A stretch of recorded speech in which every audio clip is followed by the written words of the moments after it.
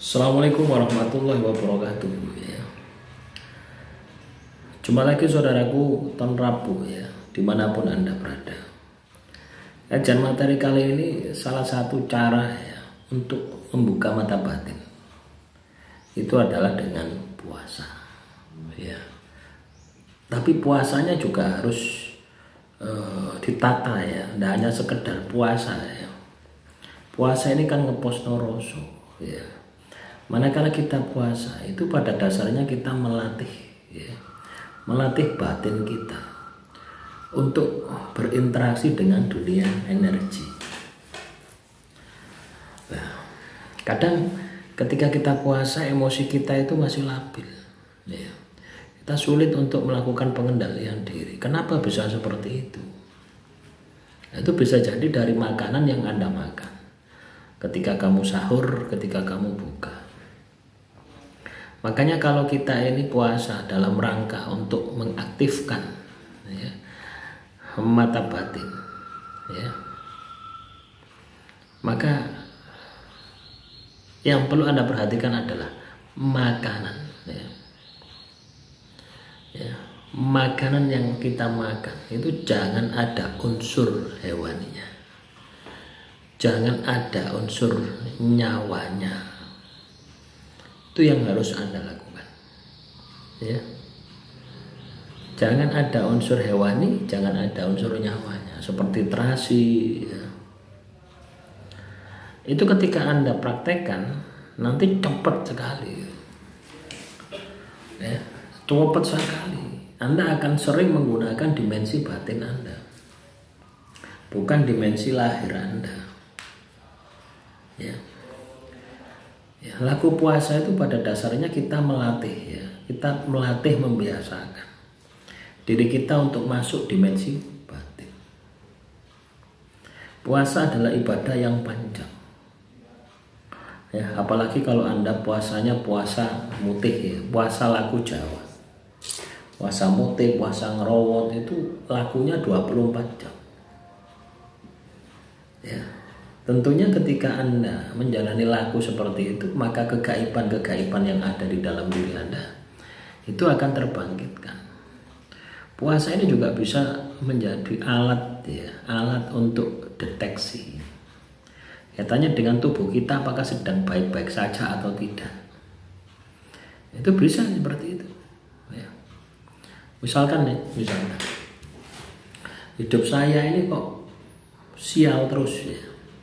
Saya melamar pekerjaan ya, kesana kemari ya, kesana kemari tidak diterima-terima. Kenapa bisa seperti itu ya? Datang ke orang pintar, oh kamu katanya disumbat, kamu ditutup dan sebagainya. Tapi kan namanya manusia ya, yang belum mengenal dimensi kebatinan, dimensi gaib, mana percaya. Untuk membuktikan ini sendiri, maka saya puasa ya. Nah, dengan puasa ini kita memaksa memasukkan energi positif di dalam tubuh kita, yang pasti akan terjadi reaksi, akan terjadi gesekan energi. Itu yang terjadi ya. Itu akan terjadi ya. Makanya ketika kita makan ketika kita puasa, ini kan memasukkan energi positif. Nah, manakala energi di dalam tubuh kita itu ada yang tidak beres, itu akan terjadi benturan. Nah, benturan ini akan dirasakan oleh tubuh Anda ya, sehingga Anda ini mampu ya, melihat yang sebenarnya terjadi. Biasanya ya teman-teman, ini pengalaman saya pribadi ya, tidak hanya sekedar katanya ya. Ketika kita mulai tirakat, itu pasti ada perlawanan ya. Misalkan dibuat perut Anda sakit, dibuat Anda itu kaki Anda sakit, terus pokoknya dibuat Anda itu tidak bisa beraktivitas itu, supaya Anda gagal tirakat. Biasanya seperti itu. Nah, terus bagaimana?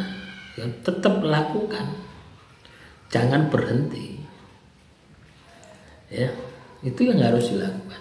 Ya, tetap dilakukan, tetap dimaksimalkan.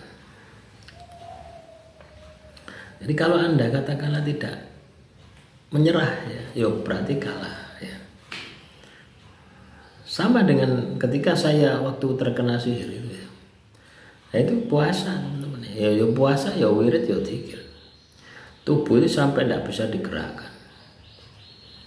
Ya. Kadang ya muntah, darah, macam-macam. Ya, tujuannya supaya kita takut, supaya kita bisa tidak melaksanakan, supaya kita menghentikan. Ya.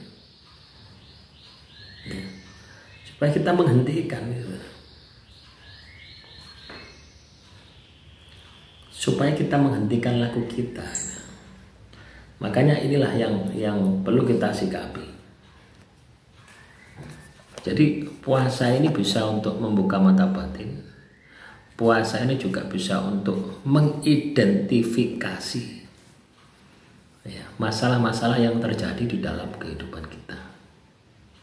Itu teman-teman. Ya. Ketika kita bisa melewatinya, maka sukses jaya akan menjadi bagian dari kehidupan kita. Ya.